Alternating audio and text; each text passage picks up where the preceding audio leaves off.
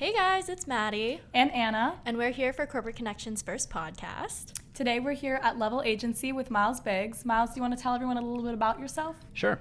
So I am the AVP of Resource Management here at Level Agency.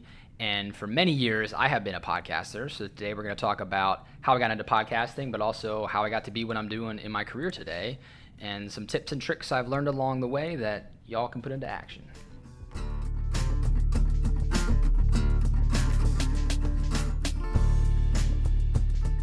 Okay, so I guess we could start with what was your first job? Just coming out of high school, in high school, Sure. going into college? So my first job was when I was 14 years old. I worked at a local swim club in the snack bar as a short order cook and cashier. So I would be making cheeseburgers, counting out Swedish fish for the penny candy, and then ringing up people at the register and delivering food. I did that for a year and then hated it, obviously. That does not sound good. But I was a swimmer. I was a competitive swimmer all through college, and so it was at the local swim club I swam at, and so it was easy for me to get my lifeguard certification then. So when I was 15, I became a lifeguard, and I did that till I was 17. When I was 17, I became assistant manager of the swim club, and I did that until I graduated high school and went to college. Yeah, that's really cool. Do you think that any of those really early level jobs helped you gain some of the skills that you use today? Well, I'm certainly not flipping burgers anymore, right? But I do think, working in a hospitality type position, whether it's in the snack bar or, I would say a lifeguard is sort of in the same vein because you're working with people and, you're a 17-year-old dealing with an upset mother when you yell at her child for running on the pool deck or anything like that, right? So it really teaches you how to navigate people and different personalities and to have confidence in your own personality and how you're showing up in the different situations you're put in. So yes, looking back, I could make that derivative. It didn't feel that way in the moment, but yeah, for sure. Where did you go to college and what did you study? Yeah, I went to college at Lycoming College. It's in Williamsport, Pennsylvania, which is the home of Little League Baseball, and not a whole lot else. It's a fairly small metro area, you could say, in central Pennsylvania. But I went there, and my high school, going back to that for a second, there were over 3,000 kids in my high school. So my graduating class was about 700. Wow. And I saw people on graduation that I had never seen before in my entire life. Yeah. You go here? What's going on? And so I wanted the complete opposite experience in college. And so Lycoming only had 1,400 kids. So that's less than half of my high graduating school. class, yeah. Yeah. And so it was great, though, because I wasn't a number in any way, and I got to really sort of make a name for myself, within that community and do a lot of different things. And so there I studied corporate communications, was my major. Surprise, we're podcasting. Yeah. And then my minors were in business administration and sociology. What was your favorite part about college, in academics-wise, social life-wise? So academics, I like learning, and I consider myself a lifelong learner. I read a lot of books around, personal development or business-related things for my career. Really, almost no fiction books. It's all, nonfiction stuff. So I liked learning. I liked, being exposed to new things. Lycoming's a liberal arts school, so I had to take certain classes in, religion and arts and humanities in addition to my core curriculum for my major, which was fun. I was certainly involved in the social aspect. I was president of my fraternity my senior year. You can't see them right now on the podcast if you're watching. They nodded because they knew exactly what president of a fraternity meant. So I definitely checked the box there, which was fun. And really going back to your question about what I learned in my first jobs, I learned so much being in leadership positions in a fraternity, probably more than some jobs, and how I could apply that, because while fraternities and sororities certainly get a reputation for partying, and it's well deserved in many cases, I could attest to, it's also a business. It's a nonprofit that you're running, essentially. So when I'm president of a fraternity, it's essentially trying my hand at being a CEO and managing a budget and employees, so to speak, with the other people on the leadership panel, and managing a significant amount of risk when it comes to the social situations. We had to check IDs at doors and alcohol and monitor people for too drunk and kicking them out, and work with security and local police. It's a lot for college-aged people to have to deal with. but it's still fun. Yeah. So I did that, and I also swam. I swam all 4 years in college, and I was captain of the swim team, and I got involved in, I mean, it sounds like me bragging. I'm not bragging, but this is why I wanted to go to a smaller school, is I was able to do so many things. You see the pictures of graduation with people like the cords and the shawls or whatever. Like, I was dripping in these things. I was in all these different honor societies and clubs and things like that, and it was just a really great experience to, you know, certainly take what I needed to from the classroom, but then get a chance to apply it outside of the classroom in a number of clubs, sports teams, you know, social organizations. Yeah, so just that kind of like switch, because you were big in college, you did a lot of things, you were super involved, and I'm sure you can attest to like other college students to do that. How did you feel when you were like on the flip side of that, where you're like leaving college, leaving that part of your life behind, but also like you left a legacy and you had people behind you that like kind of took over for you? How were you feeling in that? Because I know a lot of people are going through that kind of change of mindset, especially this time of year. Yeah, it's an interesting change for sure, especially for me going from as an athlete. I remember like when the season ended and that feeling of like, wow, this is the last swim meet I'll probably ever participate in. It's, you lose something, right? There's like a period of mourning almost, and then you're figuring out, what do I do from here? You know, it was weird because, not weird, different. I graduated, but then got a job right near where I went to college. Okay. And so it's like I left, but I also didn't have to if I didn't want to, because I still knew people on campus, and I could go there on the weekend for a party if I wanted to, you know, kind of ease my way out versus doing a hard stop. But it's certainly different. You know, I was involved in a lot of different extracurricular activities. I had 2 jobs. I was going to school full time. You know, had a girlfriend, which is his own time commitment, right? Like every minute, he's not over. Oh, come on. Every minute of the day is accounted for. And then you graduate and you get a job, and the minutes are accounted for during a specific window of time, and then you go home and it's like, what do I do? Like, what do I do now? What are my extracurricular activities as a 22-year-old with an apartment and bills to pay? And it's different.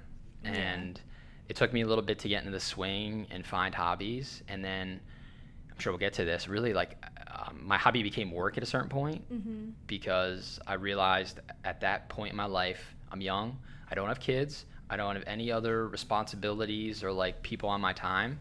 So now's the time for me to just like go hard and work when other people have to go home to the families to go to sports practice or whatever, and just like claw my way to the top of the corporate ladder, which I wouldn't necessarily advise. We could get to that as well, like long term, but that's what I ended up doing. So I sort of reverted to that, like just put all my energy into work. That was kind of your coping mechanism in this case, is throwing yourself into your work. Yes, that's definitely true. Yeah. Did you pick up any other like hobbies outside of work or related to work that weren't just in your day-to-day job, but just like things that would help you to perform better at work? So I read a lot, going back to the reading and learning. My first job out of college was at a family-owned group of companies in central Pennsylvania, and I was a marketing assistant, so bottom of the totem pole. But when I looked around at this small family-owned company in central Pennsylvania, it was, you know, the age demographic skewed way older. You know, there was probably a 15, 20-year age gap between me and the next youngest person at the company, which I really leaned into because I saw it as an opportunity. I was like, looked around, I was like, at some point, somebody around here is retiring, and there's gonna be a spot for me, so how do I get ready? And so I was learning a lot about the industry I was in, which was home building, and at the time, the owners of that company were also starting a brewery. And so that for me, I would raise my hand right away. I was like, I know I'm a marketing assistant on the housing side of things, but I'm down to work on this as like a side project. Just going back to my hobby, kind of became building this startup within the established company and leaning on those social muscles and beer drinking. You took that initiative. To, you know, do homework, to drink some beer that they brought home from work. But then I got to name all the beers. I got to write all the stories on the labels. I got to oversee all of the art production and packaging and all of this, and I'm doing it when I'm 23, 24 years old. So really you got to do that, like you kind of got to take the product from the beginning to the end of it, to take it through the finish line. Absolutely. Basically. I got to start all the social media accounts from zero and grow all the followers and stuff, because nobody there knew what, you know, like, social media why do I have to be on Facebook? Right? So it was interesting. I tried to apply that ability to manage multiple things and apply it into like the one thing and manage multiple projects within the one job and use that to try to vault my career forward. Kind of maximize where you're at. And Yeah. And would you like suggest, like, that's a lot of people go into like, I want to go to the biggest place, I want to go to the most known place, I want to get a job, and it doesn't matter really like what I'm necessarily doing, I have that brand name attached to my job title basically. So you kind of didn't go necessarily in that direction, which I know a lot of people, since we're in Pittsburgh, there's a lot of big companies here that do go that way. But like, would you say that you got more out of your job, out of like just coming out of college, more experience that made you a better candidate for things by doing that, by going and learning something all the way through? I think we could probably argue that. I don't know for sure because I only know the way I did it, right? Like I don't know any other way to compare it to, honestly. But I'll tell you what did help me was I got an internship at the company where I was working full-time right out of school when I was a sophomore in college. One of my jobs was working at the campus magazine covering speakers that would come on campus, and the CEO came to speak because he was an alumnus of the college. And when I was finished, I sent him the final story and a copy of my resume and just said, hey, I really love what you had to say. I identified with the following things. If you have any internship programs, I'd love to be considered. And he thought that was a pretty ballsy move. I just thought it was like the thing to do. But it got me an interview and it got me an internship. And so I worked a summer full-time as an internship, but full-time. Moved out, got my own apartment for the first time. I was 19. My mom was like, where'd this come from? I didn't know you were actually leaving forever when you left for college. But it was a really great experience. I lived by myself for a summer, had to pay rent, went to work every day doing it, and then I kept my foot in the door my junior year by working from my dorm room and tracking hours and doing oddball projects they needed help with. And then again, worked full-time after my junior year, and then again from my dorm room senior year. And so everyone's stressing senior year about where they're going to work. Yeah. And I already had a job locked down, which was awesome. Yeah. And so when I started full-time, I was already kind of there for 2 years, and that helped me accelerate my path within that company versus starting over and having to climb up again. Yeah. So I think it just depends on what people are looking for. I knew, just like I didn't want to be a number at college, I didn't want to be a number in a big corporate institution at first. I knew plenty of people out of college that became like, I'm going to go to Northwestern and do that kind of thing. And they were still being like the coffee runner like 3 years in, and I'm already on the manager track. You know, at that same company, I stayed there for over 10 years. And I was general manager of the parent corporation. It was a $50 million company with 400 employees, and I was running the day-to-day of the business, reporting to the CEO, and I was 27 years old. That's crazy. And nobody that I graduated with was doing that at all. That's very impressive. And that was just because I just decided when I got the job there, I was like, I'm going to stay at this company for 5 years, and if nothing happens, I'll have exposure to all these different things, because there were like 7 brands I was doing marketing for. And so everybody wants agency experience in marketing. I knew I could argue that I was part of an internal agency, basically. They had the brewery startup, which was fun, and I knew I could put on my resume. And then I was like, let's just do it. And so I just kind of went all in. I didn't get distracted by like looking for what's the next thing to jump to. I just committed myself to one place and just went hard, and then it worked for me. So that's like one piece of advice or point of view I'd offer, not necessarily advice, because you don't have to listen to me. But that's just what I did. And so it worked for me. Yeah. So after you worked there, what was your next step? Like, I know you did a lot in that company, and then you changed it up a little bit. Yeah. So you had asked about, did I pick up any hobbies? Yes. Yeah. And I just kind of went down this rabbit hole of no. Was my answer basically. I just worked a lot. But a hobby I did pick up in 2017 is what we're doing right now, is podcasting. Yeah. So when I became general manager in 2017, I had been marketing director previously, and now I'm general manager. So the marketing director now reported to me, and so did every department head. So I went from being the creative person in marketing, doing stuff like beer labels, to now I'm spending my days meeting with the financial controller and the costing analyst and the head of engineering, and going out into production and looking at how we're building homes and very technical black and white things. It's very different from where you were in, which is kind of what you fell in love with right, to begin 100%. with. You know, managing a P&L is necessary, but it's not necessarily creative. Exactly. Right? And so that's when I was like, okay, I need to still scratch my creative itch in something. And at the time, instead of reading books, because I was working so much, I was listening to a lot of podcasts when I was walking my dog. And one day, I don't know, call it ego, but I was like, this can't be that hard. Like, all these people are doing it. Like, I could figure this out. Yeah. And so I just started doing a lot of research, watching YouTube videos, Googling stuff. and then got a little one channel kit with everything to start, and I just started. And I recorded 12 episodes before I published anything, just to make sure it didn't suck, and learn how to do it. And then I also just knew from marketing experience and having like a content backlog and things like that. And I didn't want to focus on being like tight to the deadline of having to record and publish, because there's a stat out there with podcasts that most podcasts don't make it past 7 episodes. So for me, I was like, well, I'm going to beat that out the gate, so I'm going to do 12.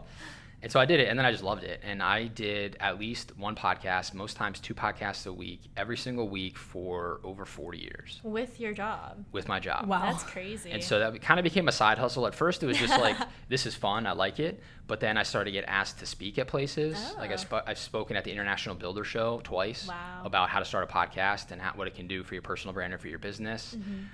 When the pandemic hit, I was like, let me put this into an online course, and I built an online course and put it out on Udemy, and I still get PayPal payouts for it now. And then people started asking me how to do it. Similar like this kind of how we started talking. Hey, we're thinking about doing this. We want to talk to you. I'm like, sure. Now I'm not charging you, right? But we appreciate that. People have paid me. They're like, teach me how to do it, and I'll pay you. And so I was like, that's crazy. I never thought people would pay me to do this. Yeah. Like I taught myself to do this. I thought that's just what people do. And so I started experimenting on Fiverr and on apps like Bumble Biz, or there's one called Shaper, where you can just network professionally. And I would just be swiping right and swiping left on people, and it just felt really weird. And then starting conversations and throwing out, like I remember I would just make up products and services. Like, oh yeah, I have this program that does this, and it costs X. If you want to do it, let's do it. And I didn't have any of these things. I was just testing the market to see. And if somebody said yes and wanted to buy it and pay me through Venmo, then I would build the thing and do it. And so I started literally a business in 2019 and into 2020, basically being a coach, content consultant, of whatever you want to call it. It was like a mixed bag of things. And that was awesome. It taught me a lot about things, and also taught me I didn't want to be the general manager of a home manufacturer. Yeah. So that's what led me to my switch. And so I quit that job and got a job at another marketing agency to get back into it, which I didn't think about it while I was doing it, but when I had to put my resume together and I put everything I had done in my main career and then all the stuff I had done outside, when I started interviewing for jobs, people didn't want to talk at all about what I did at my main job. Everybody wanted to talk about the side hustle stuff. Everybody was curious about the podcast. Everyone wanted to know how I built my own consulting business, and everybody was more impressed with that, frankly. And so I was like, so happy I did this, first off. But I think that's a good thing for people listening to this to hear.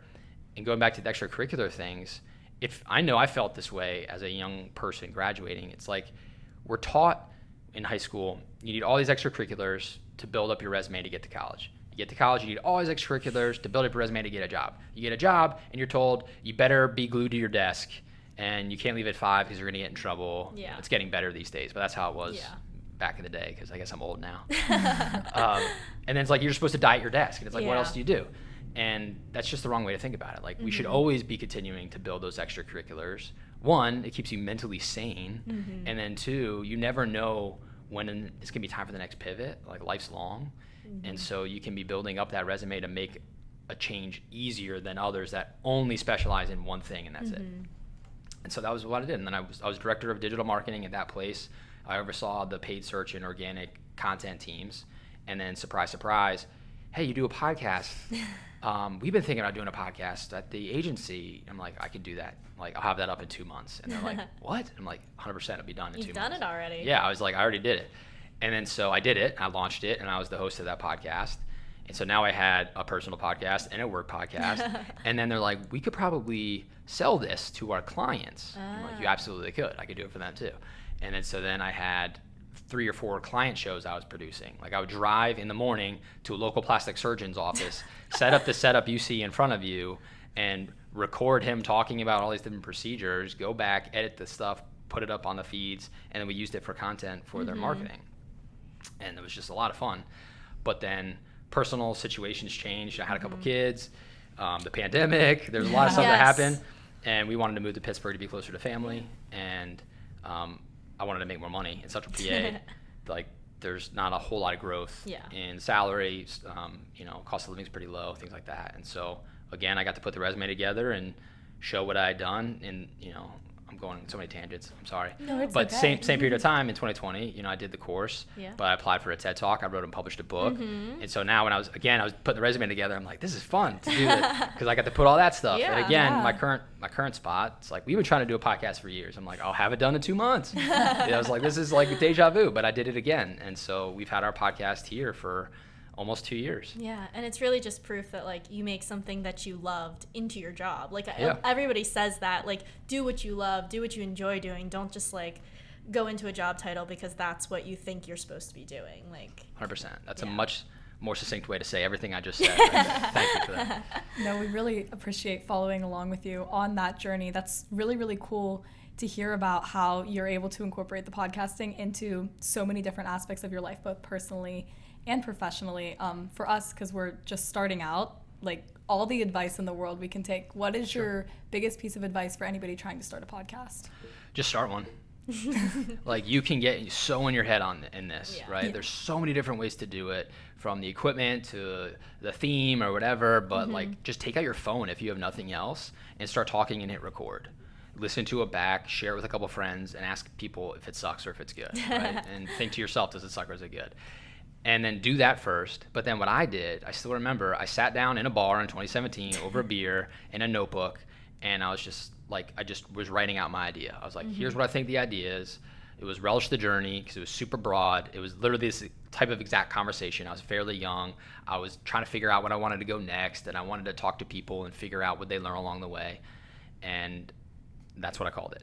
And then I started listing who could I talk to? Like who do I already know in my life that I think has a cool story and a cool journey that people could learn from and I could learn from. And I started writing names, and I like didn't stop. I was like 40 deep. I'm like, okay, so like I could do 12. It's at possible. least, right? It's possible. Yeah.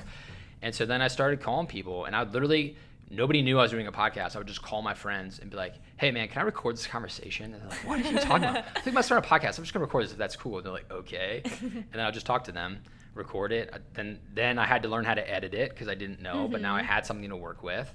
Then I had to go on Canva and figure out what the heck is this going to look like? How am I going to promote it? Yeah. And build the whole thing up. And then you build your own sort of process, just like you would if you were in a company, for like how things work. And it becomes a repeatable thing. And then it just becomes a lifestyle, really. The podcasting, for me at least, was just like not something I did, but it was just like who I was. And my wife would go to bed at 9 p.m. and I would go upstairs to my podcast studio and work again for hours, and then wake up and go to my real job and then come back. And so Yeah. that's the other thing. I think people love the idea of a podcast, but don't want to put the work in. Yeah. Yeah. And you really have to commit yourself to doing it consistently. Otherwise, why would anybody listen to you? There's so many podcasts out there. If they don't know when they can expect a new episode, and there's not a new episode consistently, and it's not good quality content, doesn't sound good, it's not interesting, then they're going to move on. So you gotta figure out what that is for you, Yeah. and something you like doing, because you'll do it for a long time. And that was one of the other things I was wondering. Like, you said, you mentioned you're married, you have children. How did you balance that with because you're doing multiple jobs, really? Yeah. Oh, 100% it was. And so I would batch it. So I would sometimes interview 2 people in a night. Being on East Coast, I could stay up late and talk to somebody in California, and it wasn't too late for them, right? And so I'd plan it that way. I was talking to people in Australia and in England and stuff. It was like, what time works for you? Cool, I'll be awake. And I did that. And then I got really efficient with editing to make it happen. And I would schedule stuff in advance so that it wasn't like every single night I had to be up there doing it. I got efficient with my time so that I could do it a couple nights a week, and it would still function and nobody would know the difference. And then even like when my first son was born, I was like, I know I'm going to be up changing diapers. Yeah. I'm not going to be podcasting. But so I prepped for that before he was born. I had 9 months to plan for it. And so I recorded another batch of like 12 or something. And I didn't actually do it for a while, but the world saw a new episode every single week. So just planning ahead. And now the answer is I haven't done it for myself in a while. Like if you guys mentioned looking at my stuff, like I don't think I've released a new episode for my personal shows in probably a year, because I've been doing it for work. And I sort of ran out of stuff to say. Like 2 episodes a week for 4 years, that's a lot of content. That is so a much lot. content. Yeah. That's a lot of content. And I kind of got burned out on it, and I didn't love it anymore. And so I was like, I don't want to hate it. Let me just take a break and just go live my life, and then figure out what I want to say next, and then I could come back to it. And you'll have a different perspective on everything 100%. because you're a different age, you're a different part of your life, and Yeah, so actually I've been thinking a lot about my next show, and the universe keeps like prompting podcasting like this back to me, where it's like, okay, we're ready for you. But so when I moved to Pittsburgh, I knew it was gonna be stressful. I had a 6-month-old boy, so 2 kids now. Oh my God. Starting a new job, moving to a new city, all that good stuff. So I was missing the physical outlet of swimming because I sort of let myself go when I was just going into work, like I said. Yeah. That's why I don't recommend it. And so I just started running, and I signed up for the Pittsburgh Marathon, like 9 months to go. And so I literally went like couch to marathon. Oh my God. So I ran the marathon last year. I ran another one in February in South Carolina, and I'm doing it again in May. So I'm a runner now. It just kind of happened. But so that's probably what I do next is I can pivot. I always said about Relish the Journey, it was so broad that it could be applicable, but it could also be niched down if I wanted to. Like I did a season that was Relish the Journey of fatherhood because I just became a dad, right? And so now it could be Relish the Journey of like running and talk to other distance runners about the mindset and how do they apply what you learn about yourself and training for marathon to their business. And a lot of the same sort of threads we're pulling on in this conversation is what I'm going to do next, I think. Yeah. And then just see where that goes. I definitely think that running podcast is a great idea. I was a distance runner in high school. I ran cross country all 4 years. I feel like a lot of people have a really bad stigma about distance running and they think they can't do it, but probably hearing from somebody who had that experience, literally couch to marathon in 9 months, I'm sure people would love to hear any like anecdotal evidence that you have or just conversations between you and other distance runners. The mindset thing is huge in distance running, which I'm sure you've come to learn. So huge, yeah. I was a distance swimmer, so I did the mile, and nobody wants to do that. No. It's 66 laps in a pool. So the mindset thing was just applying it to a new thing, and like nobody taught me how to run. I realized I was running wrong my whole life when I got into it. But yeah, I agree with you. It's mindset's huge for everything, running or work or whatever you want to apply yourself towards. Yeah, for sure. And then you mentioned you wrote a book. Do you want to talk a little bit about that? I did that. That was a thing. Just a little tiny blip on your life. Yeah. Really, like. Yeah. So one of my favorite books, and I'd recommend anybody in your life, but let alone folks getting ready to graduate college read, is called Atomic Habits by James Clear. And there's a concept in that book called habit stacking, where we all have habits every day. Like you wake up and then you immediately brush your teeth and then you get coffee or something, right? That's a stack of habits that you do. If you want to introduce a new habit, you insert it in between two habits that already exist. So let's say you wanted to get fit. You might wake up, brush your teeth, do 20 push-ups, and then drink your coffee, and you just put it in a flow that you know is going to happen. So I did that with book writing. It's been a bucket list thing. When I was doing podcasting, I was also doing mastermind groups, which is like an online group of like-minded individuals, sort of like accountability towards common goals, and just kind of like vibe off each other. It's like a group of friends hanging out. I started off, sorry, this is another side hustle thing. I started off in the group and then eventually got asked to lead the group. And so I was like, you're going to pay me to do the thing I was paying you to do? Sure. And so I did that. But in one of these mastermind groups, I said the line, you have to do the unseen work so that when you are seen, you have something to show for it. And when I said that, like, people just stopped talking, and there's a moment where people were like, whoa, like, say that again? Brain exploded. And I said it again, and then I wrote it down. I was like, okay, that got a reaction from people. Yeah. And I just wrote it down on my desk, and so I kept looking at it, and I kept thinking about it. And then, so I was like, okay, so what is this? What is unseen work? How can I find it? And I started thinking about, just like I did with the podcast, and like over beer and writing notes, the same sort of thing.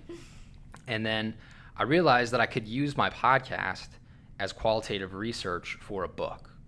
Like a podcast is just a series of interviews, and what do you get data from? A lot of times, surveys and interviews. And so I started listening back to the first 100 episodes of Relish the Journey, which was cringeworthy to say the least, hearing like, years old, younger me, like just figuring out how to podcast, like sucking at it. We definitely look forward to that. Yeah. I thought you were going to say, oh yeah, we listened to it, Myles, you suck. No, definitely not. I mean, for us. Yeah, so it's fun. You learn a lot about yourself for sure. But then I realized, like, okay, like I could apply this theme to that. I'd interview all these people that had gotten deals from sharks on Shark Tank, people that had won Chopped, the TV show, successful business people, athletes, whatever. And in their story of the journey towards what they're seen for, there were all these wonderful moments of just like that struggle along the way that you would call their unseen work. And so I codified it into different types, generational, passive, and active unseen work. And then I just started taking notes as I was listening to like form the outline. And at the same time I started doing that, something came across my newsfeed about a TEDx event in Williamsport when I went to college, which I still live near. And the theme was the next chapter. And I was like, this is like freaky how similar this is. And so I was like, all right, let's do this. I'm going to apply to the TED Talk. And if I get through to audition, like I should do this. Like I should write the book. It means somebody cares about the idea. It's a way to test it. Just like I said, record something and share it. So I applied, I wrote it, I hit submit, and I kind of forgot about it. And I still was doodling, working on mine. And then one day I got an email. It's like, congratulations, you've been selected for the next round. And I was like, oh shit, I got to write a speech. Like speech writing is like, I'm good talking off the cuff with podcasting. But like, you had to sit down and write it. So I had to do a 5-minute version of the TED Talk and then deliver it in a panel of judges. And so I did that. And then I had to wait again. And then it was, congratulations, you've been selected for the TEDx event. And so I was like, okay, I got a TED Talk to do. And so I had to write a 15-minute version. And so I put the book writing kind of to the side, and I was like, the speech will be a really great outline. Like I can distill the outline for the book in the outline of speech. And so I did that first. But going back to the habit stacking, and like people always ask, like, you had a full-time job, you're doing podcasts, how the hell did you write a book? No, it's crazy. I wrote a book in 30 minutes a day. Wow. Like every day for 30 minutes, I would write. It didn't matter if I wanted to or not, I would write. And my habit stack was at work on my lunch break. Take lunch at noon, you have an hour. I didn't allow myself to eat my sandwich until I wrote for at least 30 minutes. Wow. So it's like working is habit 1, lunch is habit 2. I slammed book writing in the middle for that in between. And I would close my work computer, go out to my car, open up my personal computer, and just write for 30 minutes, eat, and go back to work. And then I did that enough where eventually it was more than 30 minutes a day. Like I would get struck by ideas in the shower or walking my dog, and I like had voice memos on my phone, all this kind of stuff.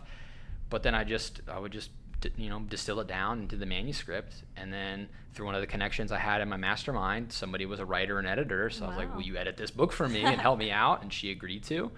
And then I had a book and I published it and I did a podcast around it.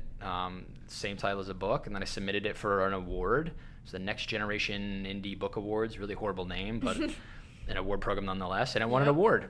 That's crazy. So now I'm an award-winning author, TED Talker, podcaster guy, and it was all because in 2017 I was walking my dog, and I was like, let's try. Right? Yeah. So that's the message I hope people hear is like, we all have those thoughts of maybe I could, and I think oftentimes we like say that's dumb, or people are going to think I'm silly, or who am I to think I could be successful at this or another thing, and like just do it. Like who cares? Yeah. You never know unless you try. Somebody said to me in an interview, you can always go back to doing what you're doing right now. You can never go somewhere you haven't been before. So like if you try and fail, you can always go back to what you're doing right now, but you're never going to know if you could unless you try. So just do it. Yeah. Yeah.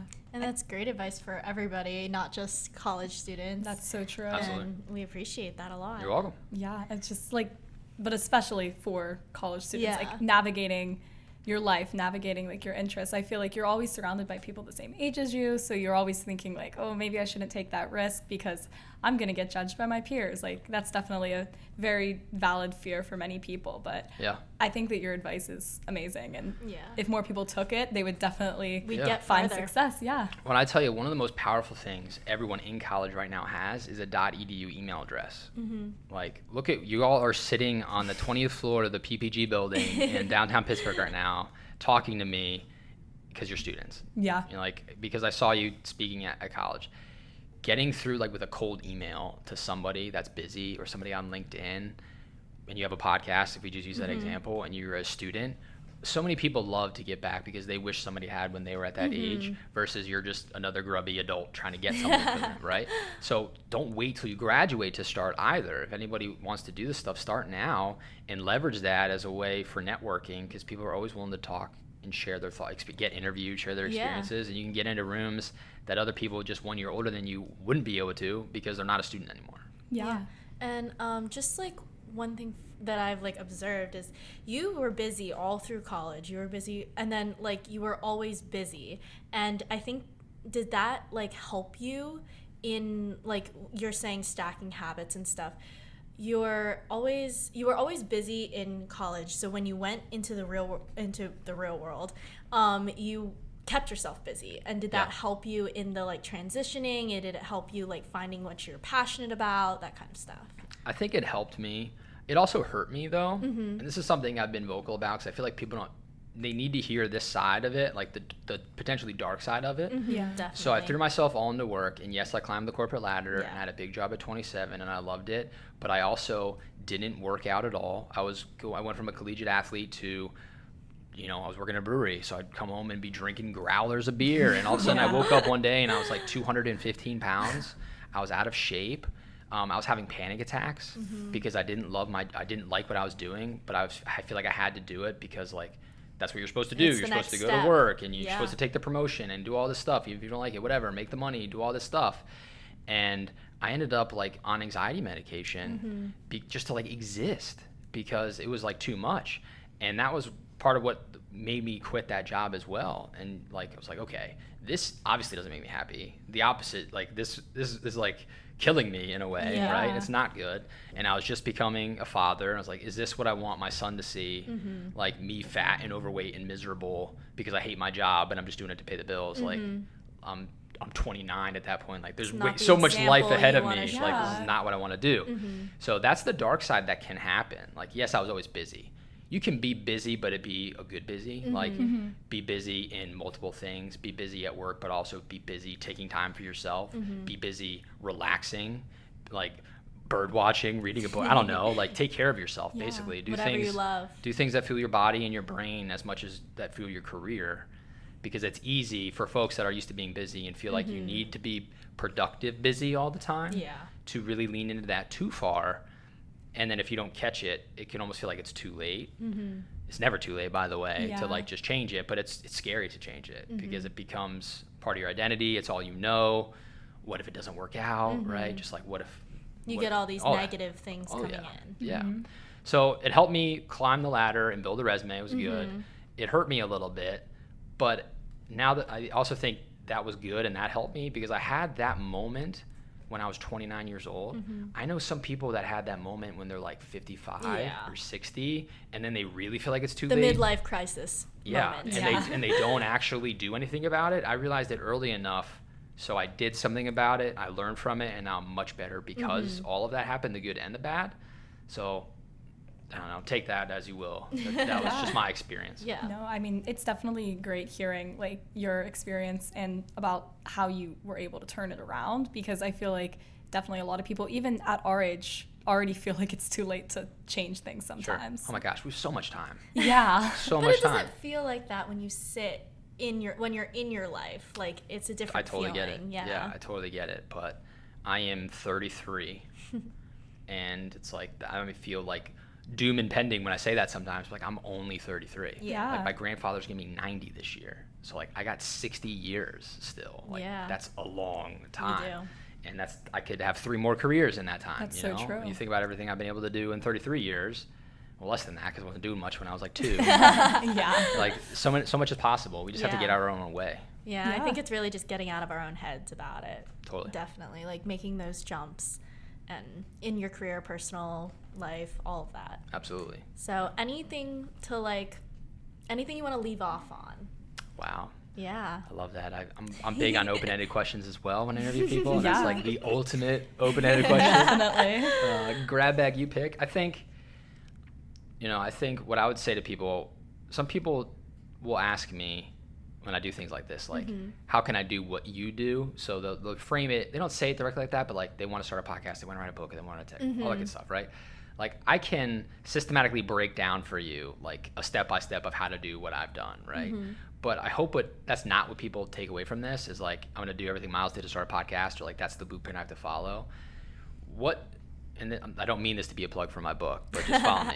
What I want people to take away from is like focus on the unseen part. You know, like especially your generation, like everybody's on TikTok dancing their heads off. Yeah. And That's true. wanted to be in the spotlight and be seen. But if you don't put the work in, like the unsexy stuff, it could be work on yourself, it could be work on your craft, it could be whatever that is, then when you finally do get seen, you won't be able to sustain it, and it's going to be the moment I had where I'm, having panic attacks because I have so much imposter syndrome and I hate what I'm doing, but everybody needs me to perform, and it's like you have a crisis of like identity. So it's like, as much as we want to go hard and go fast and be a director level and make all the money right out of college, like remember that you have so much time. focus on upskilling yourself, get free, I'm taking marketing because that's what I'm in, right? But like for marketers, get the free Google certifications, go on HubSpot Academy and Salesforce Trailhead and like learn all you can still, read all the books, interview people, even if it's not for a podcast, like ask them what they did, get some mentors, go for a run every now and then, right? Find balance and really focus on yourself and do all that unseen stuff so that when somebody looks to you and says, can you take that project? You can say with confidence, yes. Or beyond that, you can raise your hand and say, I've been experimenting with this outside of here, and I could show you this case study of how I've been able to do it myself, and I think we could apply it here. And they're going to be like, yeah, do it. Yeah. Right? And so just lean into the crappy ramen noodle eating period of your early 20s to just like, don't go to the clubs and spend all your money on alcohol and all that kind of stuff, right? Like, try to build something, even if that something is yourself, and do it unseen so that when you get your chance to step forward, you're like, you rock it. Yeah. Well, we appreciate this time. Taking time out of your day. Appreciate you guys coming out. Yeah, that was everything you said was great advice. And we'll definitely take it into consideration in the next 3 years because we've got a long time. Yeah. Yeah. Thank you so much. You're welcome. You're welcome.